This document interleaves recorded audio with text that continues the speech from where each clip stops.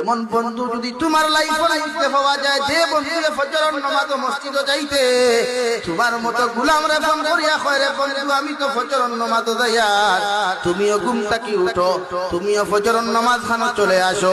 এমন বন্ধু যদি তোমার লাইফের মধ্যে পাওয়া যায়, কিয়ামতের দিন ওটা যদি জান্নাত যায়, আমি জাবির হুসাইনে কসম খাইয়া তোমারে কইয়া যাই, আর ওই বন্ধুয়ে তোমারে যত সময় পর্যন্ত জান্নাত গেছে নিছে না, কত সময় সেও জান্নাত যাইতো না। সুবহানাল্লাহ।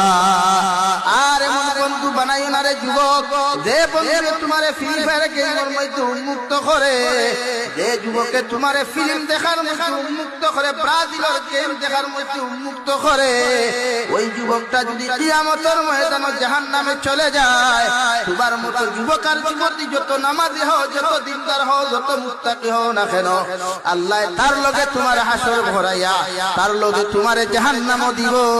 নাউযুবিল্লাহ।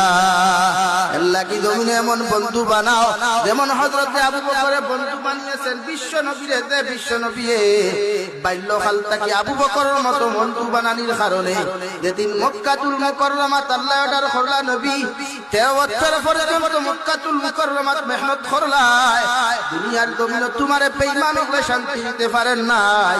আমি আল্লাহ তোমারে কইয়ার মক্কাতুল মুকাররমা সারিয়া তুমি মদিনাতুল